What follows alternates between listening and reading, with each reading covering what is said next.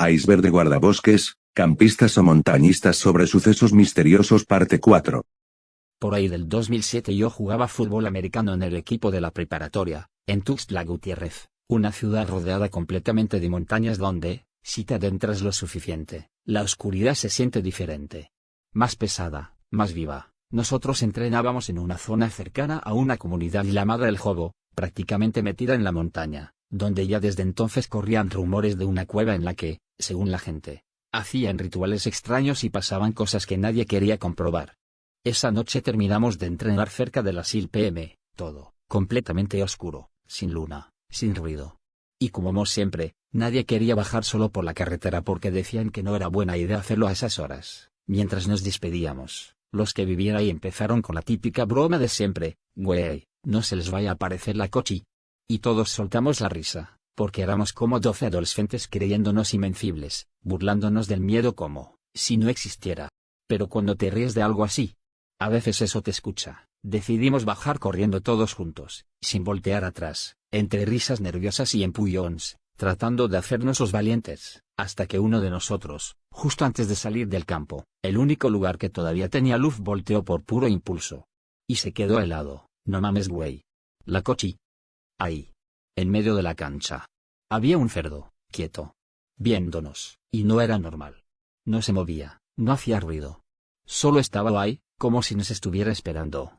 Algunos se rieron, otros nos pusimos tensos, pero igual seguimos corriendo.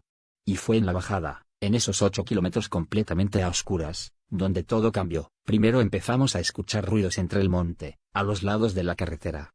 Ramas moviéndose, pasos entre la hierba. Y luego ese sonido. Suave al inicio, lejano. Pero cada vez más fuerte, más cerca, más desesperado. El sonido de un cerdo. Pero no natural. Era como si alguien lo estuviera imitando mal, como si algo estuviera jugando con nosotros. Y entonces comenzaron las risas, risas graves, pesadas, que no venían de ningún lugar en específico, sino de todos lados al mismo tiempo. Ahí dejamos de jugar, nos salimos de la carretera, brincando entre piedras, bajando por la montaña como podíamos, usando esas lamparitas débiles de los Nokia para no matarnos en la caída. Tropezando, cayendo, gritándonos entre nosotros. Pero el sonido no se iba. Nos seguía. El puerco. Y las risas. Juntos, hasta que, sin saber cómo, terminamos justo frente a la entrada de la cueva de la que tanto hablaban. Ahí el miedo dejó de ser miedo. Y se volvió pánico. Nos dimos cuenta de que faltaba uno, un compañero. Y lo peor es que empezamos a escuchar su voz pidiendo ayuda, desesperado. Roto. 2 de nosotros regresamos a buscarlo, con el corazón golpeándonos el pecho. Y lo encontramos, enredado en un árbol. Como si algo lo hubiera amarrado, inmovilizado. Sin poder explicar cómo llegó ahí, lo soltamos como pudimos.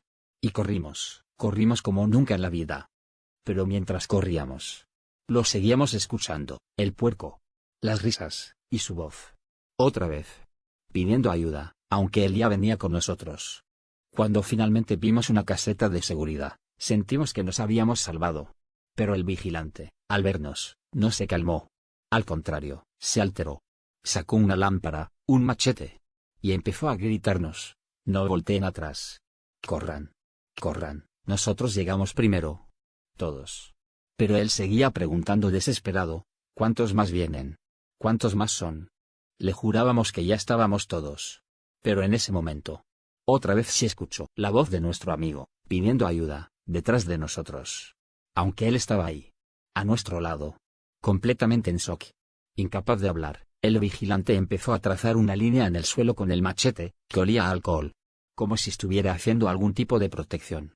Y gritaba hacia la oscuridad: no pasarás. Hasta aquí llegas. Y las risas se detuvieron. El silencio cayó de golpe, y no se volvió a escuchar nada más. Cuando por fin reaccionamos, nos dimos cuenta de que estábamos llenos de heridas. Cortadas, golpes. Como si hubiéramos estado peleando por nuestra vida sin darnos cuenta. Después llegó una camioneta que el vigilante había llamado. Y nos llevaron cerca de nuestras casas. Nunca volvimos a entrenar de noche.